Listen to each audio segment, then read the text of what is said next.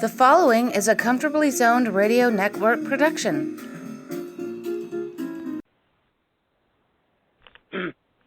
Thank you, Tally Olson. I am back. You are comfortably zoned at the 420 studio in Alameda, California, with me, Ralph Tycho, Zig, as I like to be called by my guest, Danny Peary. How are you? Zig, hi. Thanks so much for inviting me back. It's been many times I'm with you and always enjoyable. Danny, I will always remember you for writing the most complicated book on baseball that I ever read. It's wonderful. It's called We Played the Game. And what was it, 64 players interviewed? Oh, no, 65 players. We can't forget that. Well, who would I have left out? I couldn't have left that person out, so we had to have 65.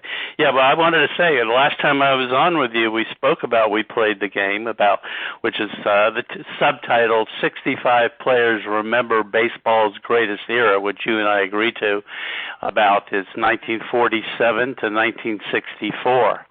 And I did want, as soon as we stopped talking last time, I thought of an answer to one of your questions, which I sort of struggled for an answer, come up with an answer, and then I remembered what the answer was after I spoke to you. So, in case people don't remember, you asked me about the format of the book. How did I come up with it?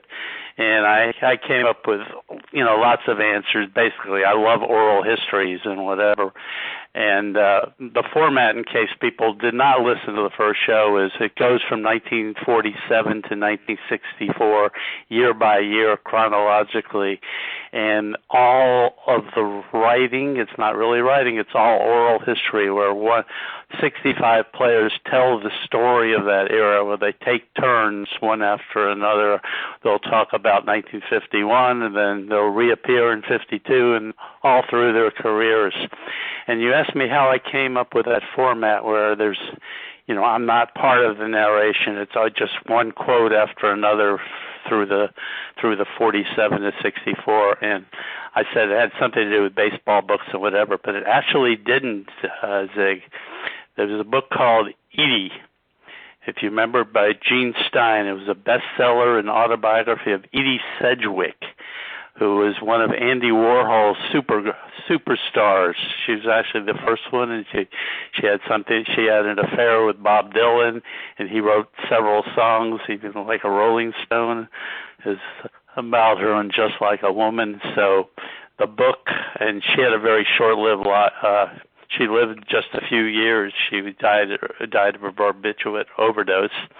But she's sort of a mythological figure, and this woman named Gene Stein, edited by George Plimpton, and they did this book. All it is quotes from people who knew her, just one quote after another, and somebody will start the story, and then the next person will take over, and whatever, and it goes through the whole book, and it kind of fascinated me. They also did a book on Robert Kennedy in the same format, but I don't know that book. It was the Edie Sedgwick book that stimulated me. That book came out in 1982, and my book came out about a dozen years later, but I still remembered the format and loved it, and I did my baseball book. We Played the Game based on that book. There's your answer. That took me months to tell you. Answer. And you also brought up a name from my baseball reading past when I was a kid. George Plimpton wrote two books that really influenced me, because he basically set out in his books to give an inside story of what it's like to play both professional baseball in one book and professional football in the other. Paper Lion, yeah. Yeah, Paper Lion. But the book he wrote about baseball really puts you in the dugout It was fantasy for me as a kid, but it stuck with me, and I'm indebted to George Plimpton for that. He was a Walter Mitty, and I consider myself a Walter Mitty. And actually, from reading your stuff that you put together, and you don't take credit. It's not just people rambling and talking. The author, in this case you, has to put the right rambling, and you have to edit it. It's not just, you don't just let them go and record somebody for an hour. It's what is significant and important. And I love Plimpton's book. I love books, and I certainly love yours. So, thank you so much. Yeah, and it's interesting. People always commend me for not only having interviewed Hall of Famers, but just the very good ball players, the guys who never make the Hall of Fame. And so I only had a few Hall of Famers, Brooks Robinson and Ralph Kiner, who's one of your favorites, and George Kell, and when somebody else just made it. Minnie Minoso just was elected to the Hall of Fame by the Golden Era Committee. So I have another guy of my 65 who is a Hall of Famer. So congratulations. Well, only 50 years, 50-something years after he was first eligible to be put in the Hall of Fame, where he always deserved to be. It only took them 50 years to get him in. You know. I wonder, if you had one reason that he was held back? Was there one individual in baseball? Was it just a mindset of Cubans and Latin players not respected? Because there's another Hall of Famer, a recent Hall of Famer, a Latin, that was held back for a long time too, Tony Oliva. Mm-hmm. And I wonder why Minoso was held back so long, in your opinion. In my opinion, it was partly race, partly that he was never on a world champion. He kept Al Lopez, who he couldn't stand, was a manager of the Indians and White Sox, and kept trading him every time he get on his team. And I think part of the reason, it's the general reason blacks were not put into the Hall of Fame. One of the reasons I think of for years is the fascination you and I don't like, is the fascination for home run hitters. Minnie Minoso did everything well. He could hit home runs. In fact, he at one point was the career homer champion of the Chicago White Sox, but it wasn't that many homers. He was known for his great defense, for his running. He led the league in triples. He led the league in hits. He led the league in stolen bases. He was the guy and I love manufacturing of runs. Minnie Minoso was one of the great ones for that. He was such a just clutch, great player.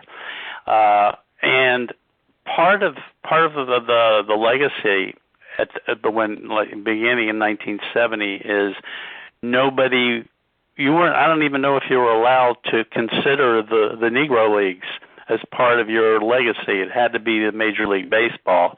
So if you thought of him being on the bubble, which it shouldn't have been because he was an all-star for 9 years in the 1950s through 1960, but nobody ever considered that he was also an all-star in the Negro Leagues for 3 years for the New York Cubans. And so that wasn't part of what he was given credit for. So they just gave him credit for being, an all-around baseball player, but not a home run hitter.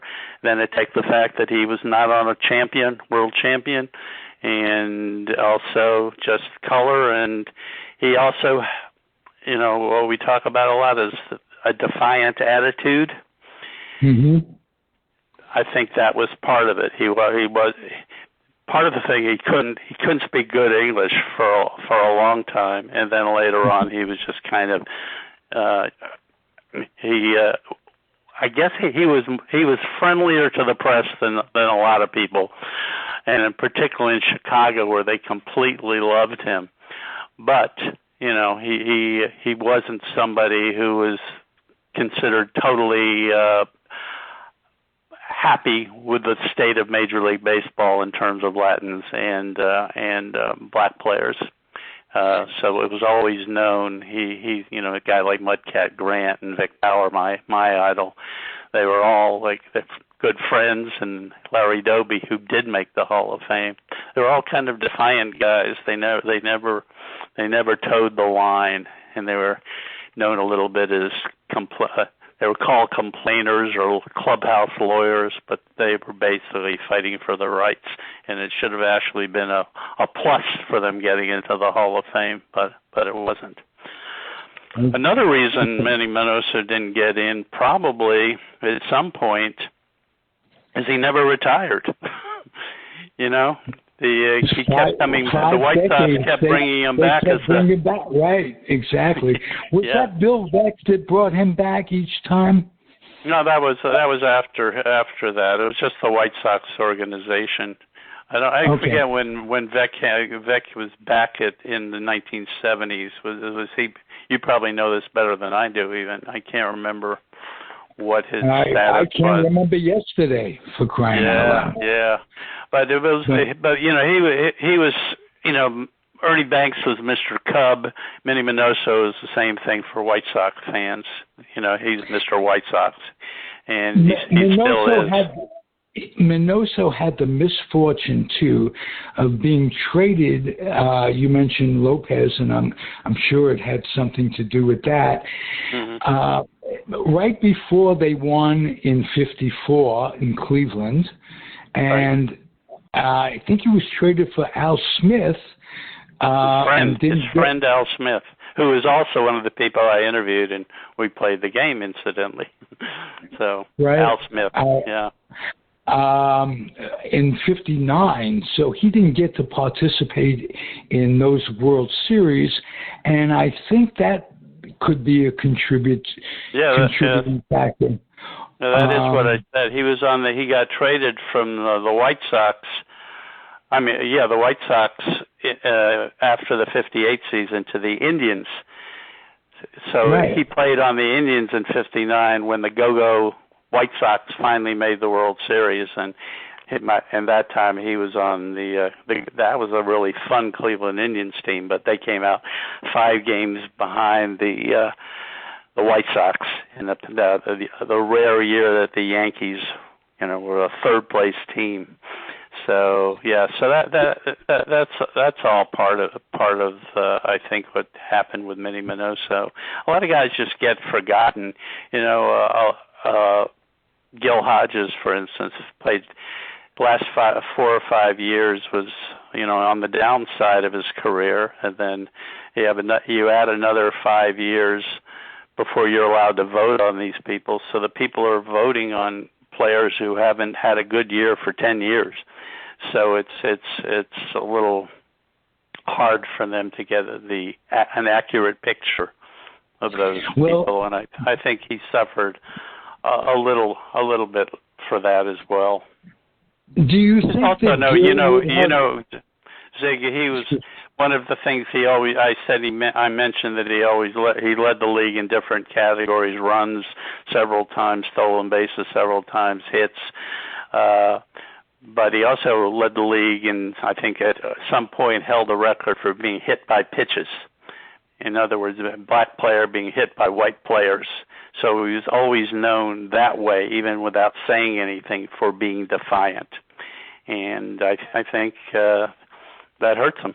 So, oddly enough, in terms of image. Did you interview Ralph Terry?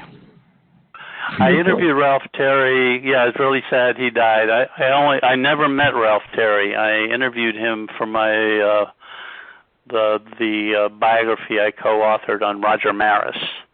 He was one of the guys who played with Roger Maris, and he loved Roger Maris. And I'm sure Maris also loved him. Ralph Terry, of course, holds, he was part of baseball history 2 times. 2 times, and he 60 and 62, yeah. the era, really transcended the era that you wrote about. And it was very sad. It struck me. I interviewed him and featured him in my book. And a number of folks that I recently wrote the book. The book came out in September. I started writing it at the beginning of the year, and 3 players are gone from really? that I featured. Art Ditmar. I had a terrific interview. He passed away. You mentioned Mudcat Grant. We both interviewed him. And, I mean, the older I get, this is getting really sad. I've had 65 players in my book, that's down to single digits. It's very, very few of these guys are alive. It's very sad. And I get, my favorite first team when I was 5 years old were the Philadelphia Athletics, and then I liked the Kansas City Athletics and so I liked all the athletics. So you had Ralph Terry, Art Ditmar, people like that were part of my youth. Some went back and forth between the Yankees, the hated Yankees. They all end up on the Yankees if you were good, except for Vic Power, who traded because Yankees traded Vic Power before he could be their first black player. Oh, that's another thing I wanted to say about Minnie Minoso, Zig, is people didn't really make it a big deal at the time, but he was the first black to integrate first the Indians in 49 and then the Chicago White Sox in 51. That's 2 teams. He was the first black player, and we see that the Hall of Fame just elected Bud Fowler the first black to ever play organized baseball back in the 19th century, and it's such a big deal now, that these guys were the first, and so we never really. He was never given credit for that, and he told me that it wasn't a big deal. Nobody ever said anything about it to him that he was, he wasn't doing what Jackie Robinson or Larry Doby did, but he was doing something pretty impressive. Exactly. Considering the fact that when a Latin player came into baseball in those days, language was such a problem. Mm-hmm. So you weren't only you were trying to, what was it, ham and eggs, or you were taught originally how to order. And so assimilating into the culture made it not only playing baseball, but having to live life, rent an apartment, meet people, and what have you. Language was a big problem for these guys, and it didn't give them the opportunity to meet with the press on a favorable basis. And right. So that has a lot to do with it. One of the things I'm so glad you mentioned that, because people don't talk about that at all. And Minnie Minoso did tell me about that. He luckily had Luke Easter. Remember Luke Easter, the great first baseman, legendary character. He had him on the Indians when he first came up, and Minnie Minoso didn't know how to speak English, and so Luke Easter took him around and did all the translating. We mentioned Al Lopez, and I threw in how Minnie Minoso really did not like Al Lopez, and a lot of black players and Latin players didn't like him, and one of the reasons is Al Lopez would not let his Latin players speak Spanish. He would get on them for speaking Spanish to each other. They all had to speak English to each other. So it's ridiculous, So what these guys had to go through. that's Pinky Higgins type thinking. Yeah. You wouldn't expect a Latin manager who had been through it to react that way. And the name Lopez. Yeah, it's ridiculous. So. Hey, Danny, but they didn't know how to order food. All these guys, and the guys from Cuba and Puerto Rican, they had their own. They ate in a certain way, and that's part of the thing. You go to a different country, Puerto Rico is part of the United States, but basically, you go to the mainland, you eat differently. And Vic Power didn't know how to, he couldn't find places that serve rice and beans and whatever. And Minnie Minoso couldn't find Cuban fare, so their stomachs were never really adjusted. You think all these guys played not feeling so great. It's just a strange situation for these guys having to adapt to a different, it's like us going to Czechoslovakia and trying to fit in. The country back then, as well as now, totally racist. Oh, absolutely. So scary stuff for black players who did spring training in the South and whatever. But there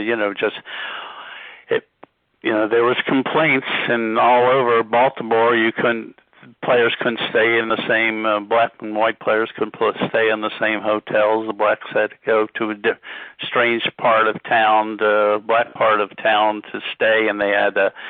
As Vic Power always say, he had to walk to the ballpark every day, a couple of miles.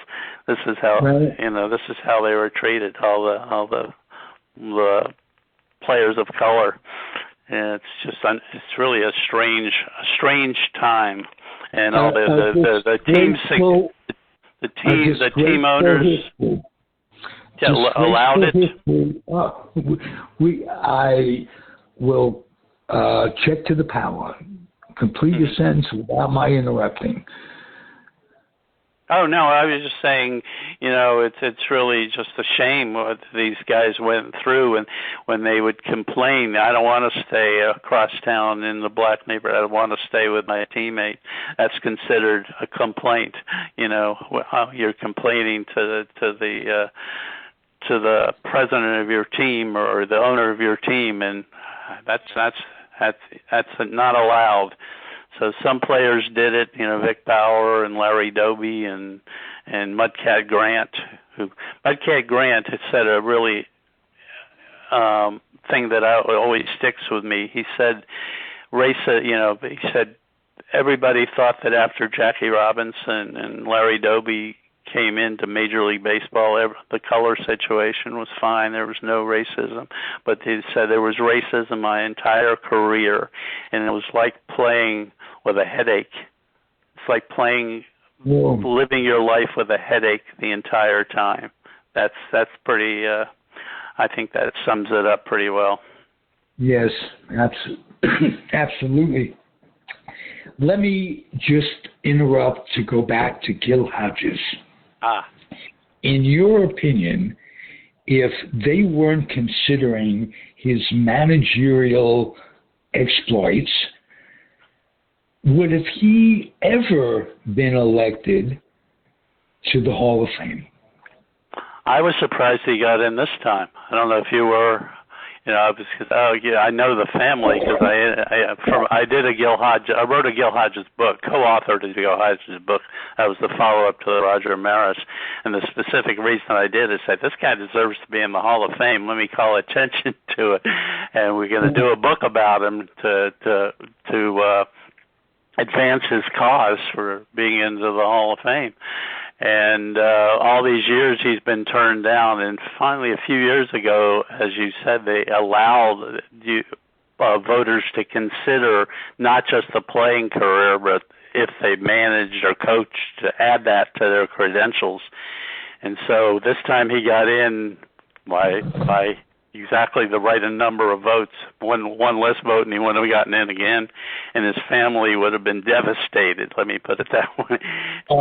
Including his widow, who's like 95 years old, Joan Hodges, And so I was so happy that he got in. And was it because they considered that he was the manager of the 1969 Miracle Mets? Probably.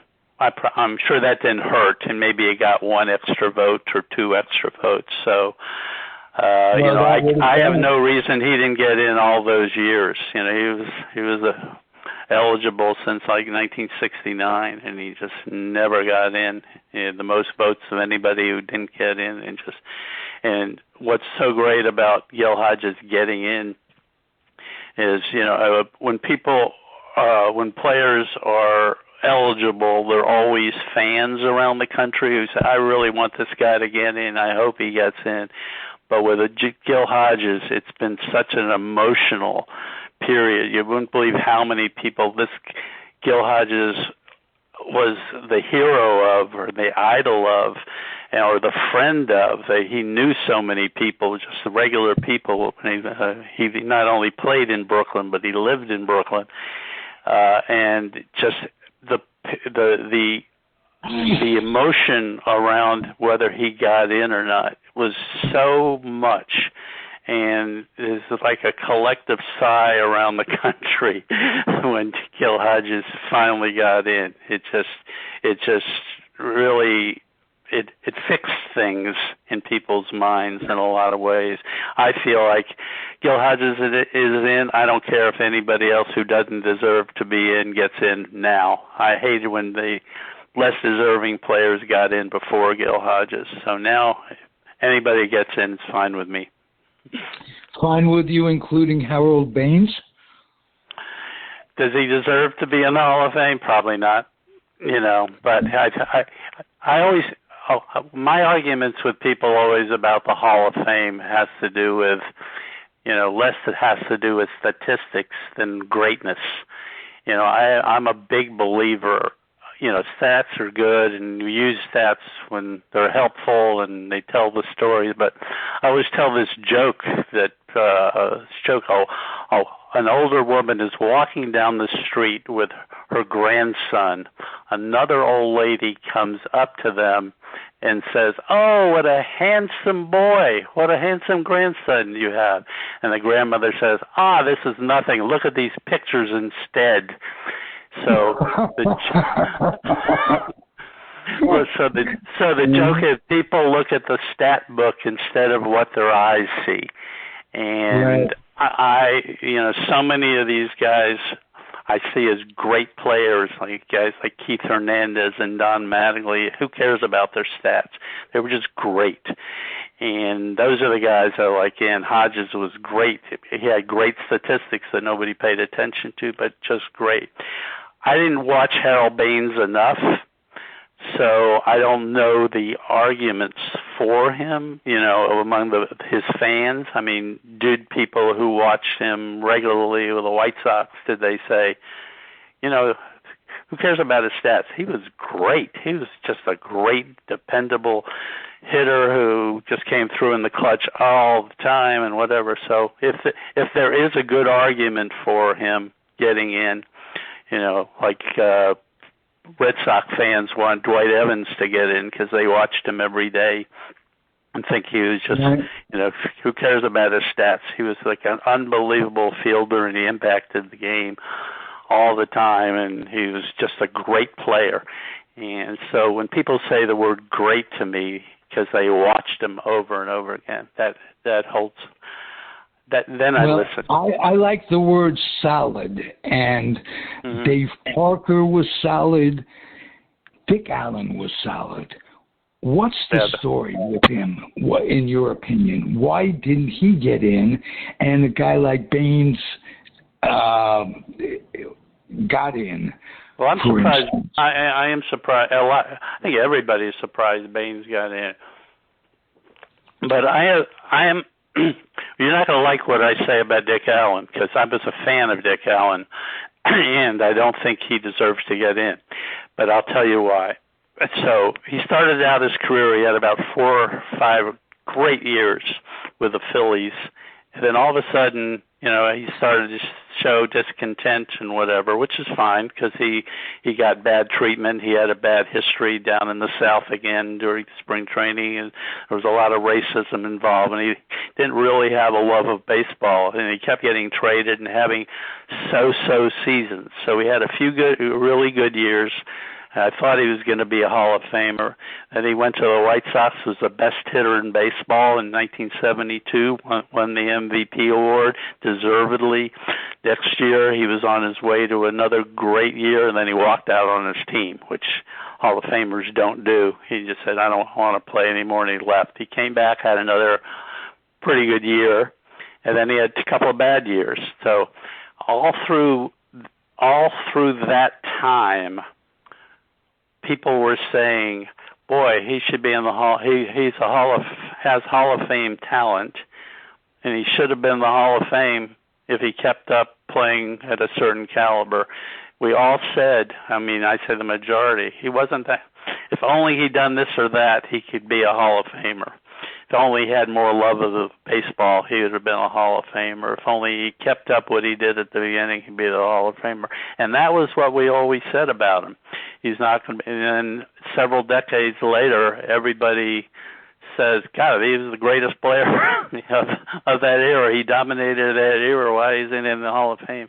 So I don't think he should have been, because that's during his time, unlike Gil Hodges, where we always said he's going to be in the Hall of Fame. He's a Hall of Famer. Is destined in the Hall of Fame. We always said with Dick Allen, if only he'd done this or that, he would be in the Hall of Fame. And that's what I remember. So that's my story on Dick Allen. But as I said, he's going to get in. I was surprised. I thought he'd get the most votes this year. I was surprised he didn't, and he'll get in next year. But I just, his stats compared to, if you do stats, look at Gary Sheffield, or even the real discontent, everybody hates him and he'll never get in, is Albert Bell. How do you... Oh, yeah. Yeah. So, and Sheffield too was what's considered to be a head case. Yeah. Look at his stats; they're unbelievable. Absolutely. Yeah, year after year. Unlike Dick Allen, just like year after year after year, and Albert Bell, year after year after year, just unbelievable production. That these guys, I think runs and RBIs are the two big stats. And these guys, unbelievable how good they were. And it's kind of just, we don't like him, so we'll go back and he'll be another black guy we don't put in. So, I don't know, a discontented black ball player. So, Danny, you mentioned something that's true. Allen is going to have another chance. How about Clemens and Bonds? What's your because you are the ideal podcast guest. You have opinions without being opinionated, and you're just a trip for me, because I could ask a question and get an answer that you really believe. You're not going, well, some people say this and some people... It's your opinions. So give me the ultimate Hall of Fame discussion is Clemens and Bonds and their contemporaries. Weren't you surprising that how few votes Alex Rodriguez got? He's been trying to clean up his image so much in the last few years, specifically to get into the Hall of Fame, and it looks like it's a failure that people haven't revised their opinion of him. My opinion on all the steroid people, unfortunately, is they messed up our record book. They ruined what was precious to us. All those years of Zig, you and I, and whatever, looking at baseball statistics and backs of baseball cards and whatever, and the Sunday paper where they list all the batting averages of everybody, and we just loved all that stuff in the total baseball and whatever. And these guys took the steroids and they ruined the record book. So I don't know. I wouldn't mind it. Say that again? Are they to blame, or was it endemic in baseball at the times? And when you say those guys, I would, from what I've ascertained, interviewing a whole bunch of people that played in that time, 80% of the players in the years we're talking about, in the Sosa, McGuire years, were on steroids. And that includes pitchers. So these guys, as Clemens is a good example, so doesn't that even itself out in a way? And shouldn't a notation be made, an asterisk on the plaque? These players played in an era that skewed statistics, but beyond that, they were the best player of the era that they played in. And would you like to see these players in the Hall of Fame? As I said, they kind of ruined the game. They ruined the baseball history, so I'm mad at them for that. You know, it's like Pete Rose. You know, people want him in the Hall of Fame so badly, but, you know, and Shoeless Joe Jackson, you know, they ruined what they should be in the Hall of Fame. They mess it up for themselves and everybody else with them. You know, I'm mixed on pitchers, you know, with Clemens and whatever. I don't know what steroids do for pitchers, because I think Clemens, did anything change other than the fact that he could get back from injuries quicker, or whatever? I'm confused that way. I don't know. I don't like stuff like Brady Anderson being able to hit 50-something home runs, you know, just because he took steroids. I don't like that Barry Bonds all of a sudden became Superman, that any ball that he hit would fly out of the ballpark.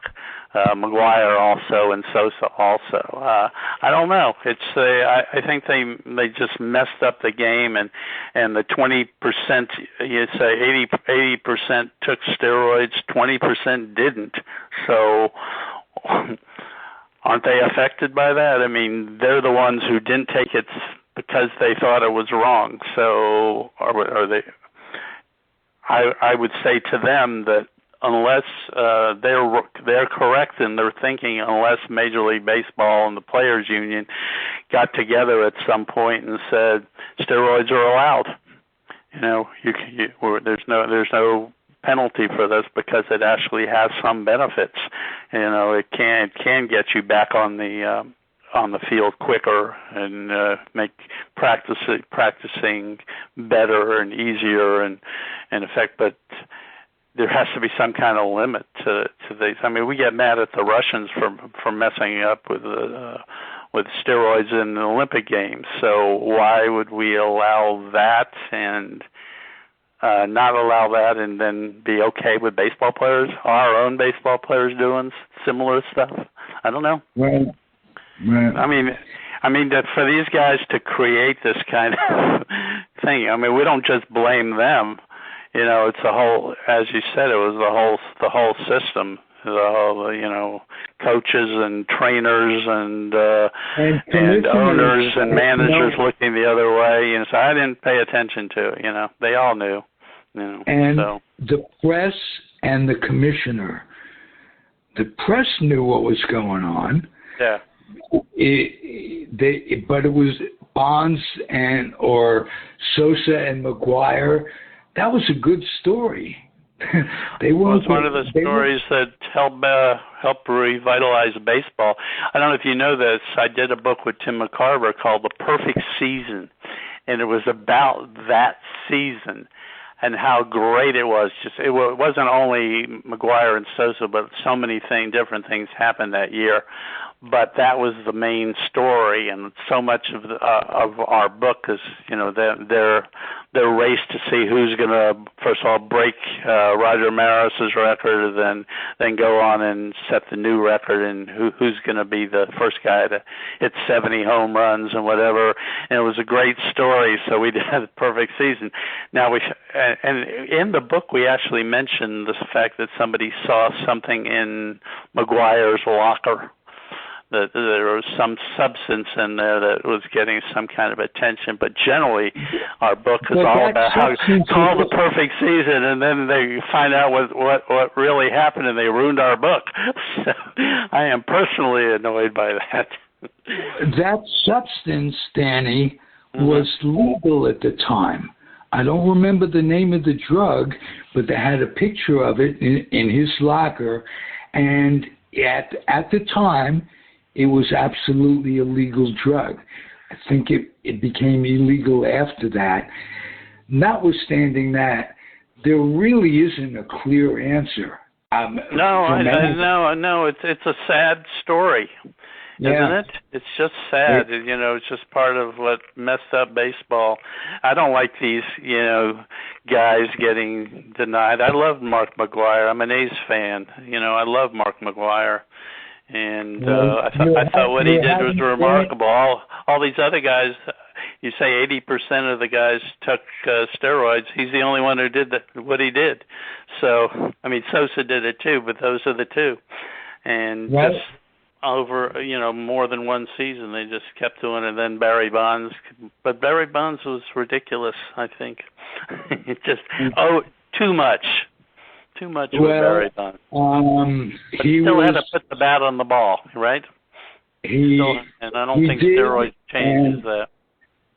Well, it does make you react quicker. It makes you recover quicker, so that from game to game, you're more apt to put the bat on the ball because you're feeling good. And hey, the worst thing about the bad thing about Barry Bonds, nobody notices. Nobody ever talks about it. It's not the bad thing, but the sly thing of Barry Bonds is wearing. He sort of was armored at the plate. He had his whole right arm covered. So in case he got hit by a pitch, he wouldn't feel it. So if you have a player go ahead, and nobody talked about that or objected to the fact that he basically had an armored right arm, and so he didn't worry about being hit. He didn't worry about getting hit. That's a big part of baseball, isn't it? Whether you're going to get hit or not, and he just didn't care because he wouldn't feel it, and nobody objected to that. But that was just part of the whole transformation of Barry Bonds into this superhuman player. The big argument is before he started taking steroids, he was already a Hall of Fame player, right? No question. And same with Clemens and whatever, and Rodriguez. They're all capable of making the Hall of Fame. So what makes these guys do such things for no real reason? They're still driven. Barry was a Hall of Famer before he even thought of steroids. Right. Clemens, look at the numbers in his late. With Clemens, he was successful well into his 30s and 40s, and after he started doing steroids. So the arguments aren't exactly the same. We're not going to solve them today. We don't have time, but I got to ask you. Tell me something about Roger Maris I don't know, or I've never heard, or the public doesn't know. Well, what I'm gonna say, people think about it. They talk about what a great accomplishment the 61 home runs is. We get that. It's how great that was. What I always admired most about it is something that happened almost every year with Roger Maris. Is at the end of the year, he basically couldn't hit. He'd either be injured, he had an appendix surgery one year, and he ended up going like 6 for 106. And the year before 1960, remember, he was ahead of Babe Ruth's pace in that year, and he got hurt sliding into second on a double play ball hit by Mickey Mantle, incidentally. And one of the my favorite accomplishment of Roger Maris's was he broke the record in September, and I think he had 10 or 11 homers in October 1st, where he hit the homer. He couldn't hit at all that whole time. He managed to hit that amount of homers without being able to hit. And that's, I find that the thing nobody ever thinks about. I mean, it's a weird thing to think about, but this guy still had the ability that he could hit all those other months through August, and then he couldn't hit, and he still managed to hit 11 homers with all that pressure on him, and having no ability to get any, put the bat on the ball in other occasions, and he still did it.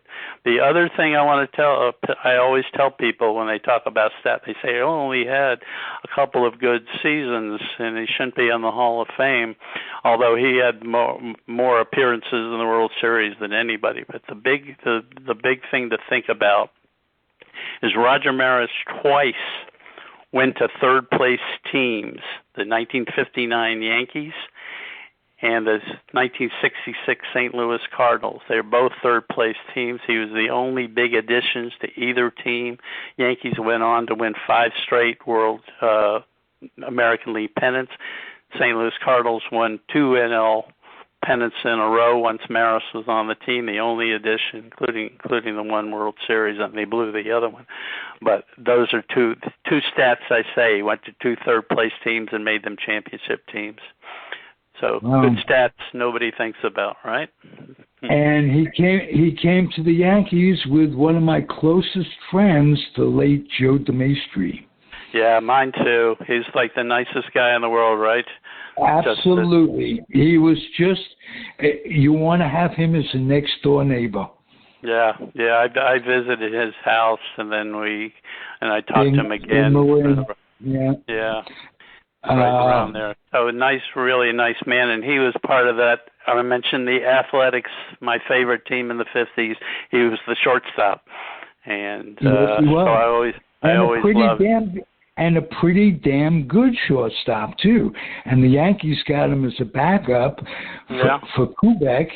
And I'll digress a little bit from what we were talking about to the 1960 season World Series against the Pirates. And speaking of Ralph,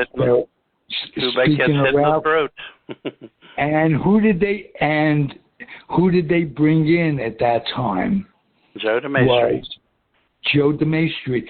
But in most late innings of an important game, what Stengel was used to doing was bringing DeMaestri in and moving Kubek to left to replace Berra. But he didn't do it in that game. And Berra, as you know, Berra was the one who watched Mazeroski's ball fly over left field fence. That's very famous picture.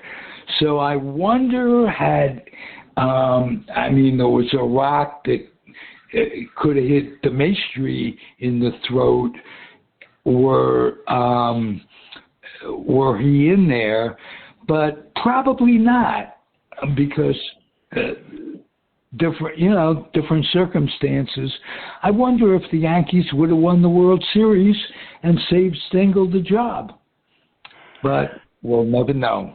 We'll never know, and he lost, and I think the whole everything changed in 1961, right? That Absolutely. was the end of that part of the era, and everything further changes, I think, after the Yankees dynasty was over in '64. Those are the two things, but they replaced old Casey Stengel with Ralph Halk, just like the country replaced Dwight Eisenhower with John Kennedy. It's all this, the youth was the new thing, and people don't, except for you guys like us, they forget about the singing. Changes. That was a big David song. Bowie. Yeah, David Bowie. Hey, may he rest in peace, and may you keep coming back to Comfortably Zoned. Oh, thanks for inviting me. Always happy to talk to you. Thank you, Danny. It's a pleasure. Thank you for listening, everybody. What a nice day, and happy trails, and we'll see you back here at the Comfortably Zoned Radio Network. Adios. The proceeding has been a Comfortably Zoned Network production. You are advised to keep your dreams wet, your humor dry, your children and grandchildren out of military recruiting offices and off the laps of clerics who wear dresses. Thank you for listening, everyone. Happy trails.